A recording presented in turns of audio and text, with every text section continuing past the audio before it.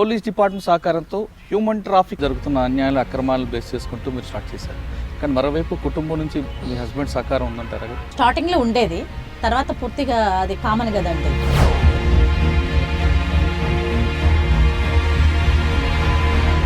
SC ST పిల్లలు వచ్చినప్పుడు ఇంట్లోకి రానిస్తే ఎందుకు అనడము, తర్వాత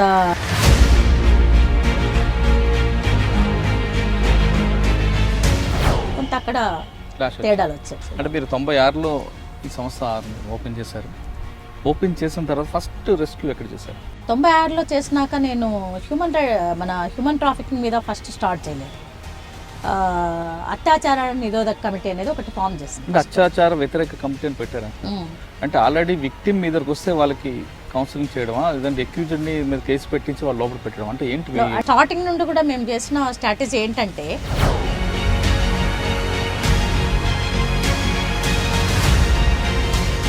ఆర్థిక పరమైన విధానమే కాకుండా సామాజిక పరమైన ఆలోచనలు కూడా చేయాలని. రేప్ జరిగింది అంటే నువ్వు వెళ్ళావా ఆయన దగ్గరికి, వాడు నీ దగ్గరికి ఎందుకు వచ్చాడు, అసలు రేప్ ఎలా జరిగింది, ఇలాంటి క్వశ్చన్స్ తోనే సగం వాళ్ళని చంపే రోజులు కూడా గతంలో ఉంటాయి. అంటే ఆ విధంగా ఉన్న కల్చర్ నుంచి మహిళలు అన్యాయం జరిగిందంటే ఖచ్చితంగా పోలీస్ స్టేషన్కి వెళ్ళాలి అన్న వాళ్ళ మనోధైర్యం తేవడానికి మీరు ఎంత కృషి చేశారు? పోలీస్ స్టేషన్కి వెళ్ళాలంటే ఇది కమిటీ చేసి, కమిటీ ద్వారా ఒకళ్ళిద్దరికి పోయి న్యాయం జరగడానికి పోలీసు ప్రవర్తనలో కూడా మార్పు రావాలి. దానికోసమే 2009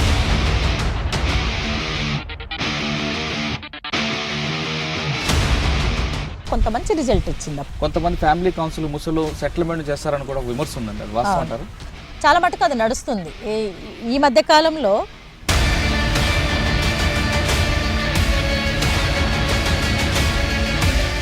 మీడియా కూడా తయారైపోయింది. అట్లా ఇల్లు పిలిపిస్తారు, భర్తను పిలిపిస్తారు, ఇద్దరిని కూర్చోబెడతారు, పెట్టా వాళ్ళు కొట్టుకుంటూ అంటారు, గొడవలు అవుతుంటాయి. అది కౌన్సిలింగ్ ఎట్లా అవుతుందండి? కొన్ని కౌన్సిలింగ్ సెంటర్స్ భర్త నుంచి భార్యని విడగొట్టడానికి ఎక్కువ ప్రయత్నం చేస్తున్నాయి అనేది ఒక విమర్శ ఉంది, అది వాస్తవం అంటారు? భయంకరమైన దారుణమైన విషయం జరిగిందండి. అప్పటి నుండే నేను ఈ కలపడము బలవంతంగా అనే దాన్ని నేను వ్యతిరేకిస్తున్నాను. ఎందుకంటే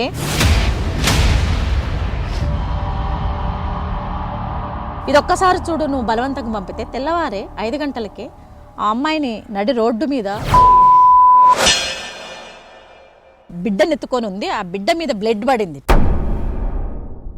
కదిరి కేంద్రంగానే ఎక్కువగా హ్యూమన్ ట్రాఫిక్ జరగడానికి కూడా ఒక రీజన్ కనబడుతుంది. మీకున్న అనాలిసిస్లో ఒక రీజన్ చెప్పండి. కదిరిని కేంద్రంగా చేసుకోవడానికి ఏమంటే, ఒకటి ఇక్కడ ఇమీడియట్లీ ట్రాప్ కావడానికి అవకాశం ఏమంటే,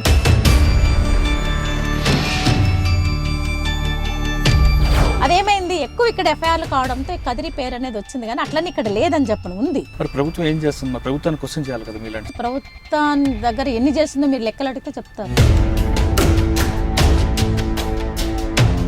16 కోట్ల రూపాయలు రిహాబిలిటేషన్ చేసినట్టు కనిపిస్తుంది. ఇప్పటి వరకు ఎంతమందిని మీరు రెస్క్యూ చేసి ఉండొచ్చు? 319 మందిని రెస్క్యూ చేయడం జరిగింది. 319 మంది వాళ్ళు తిరిగి ఇక్కడే ఉన్నారా, లేదా అక్కడ డబ్బులకు అలవాటు పడి తిరిగి వాటికి వెళ్తారు? అందరూ కూడా 20-25 ఇయర్స్ ఉన్న అమ్మాయిలు, వాళ్ళందరికీ హెచ్ఐవి టెస్ట్ చేస్తే 19 మెంబర్స్ ఉన్నారు. వాళ్ళు మమ్మల్ని అందరినీ నిలదీసి అడిగారు, పోలీసులు మమ్మల్ని. ఇప్పుడు మా జీవితాలు నాశనం అయిపోయినాక తీసపోయి ఏం చేస్తారు మీరు? మరి మీరు ఎంత ధైర్యం చేస్తున్నారు? మీకు ఎప్పుడు కూడా దాడులు కానీ హెచ్చరికలు కానీ రాలేదు? వాళ్ళే డైరెక్ట్గా మా ఆఫీస్కి వచ్చి మీ మేడంకి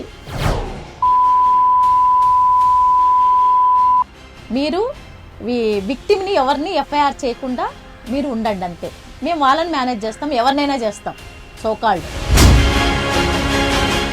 తెల్లవారి 3:30కి నాకు పక్కింటి వాళ్ళు ఫోన్ చేస్తారు, మేడం మీ ఇల్లు తగలబడిపోతుంది రండి తొందరగా. మేము ఉన్నామని తగలబెట్టారు. మీ దగ్గర కొంచెం విక్టిమ్స్ లాంటి వాళ్ళు మరొక మహిళ కాకుండా ఉండడానికి, ప్రేమ పేరిట సోషల్ మీడియాలో ముసుగులో పడి వ్యభిచార గృహాల్లో వెళ్లకుండా ఉండడానికి యువతకి మీరు ఇచ్చే మెసేజ్ ఏంటి? ఆకర్షణతో పోతున్నది, ప్రేమ కాదు, పాడు కాదు, వేరే అలవాట్లకు ఆ అమ్మాయిని ట్రాప్ చేయడము.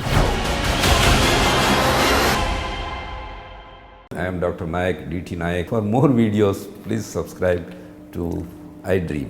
Please subscribe iDream News. Please subscribe iDream. Please subscribe iDreams. మీరు చూస్తున్నారు iDream న్యూస్.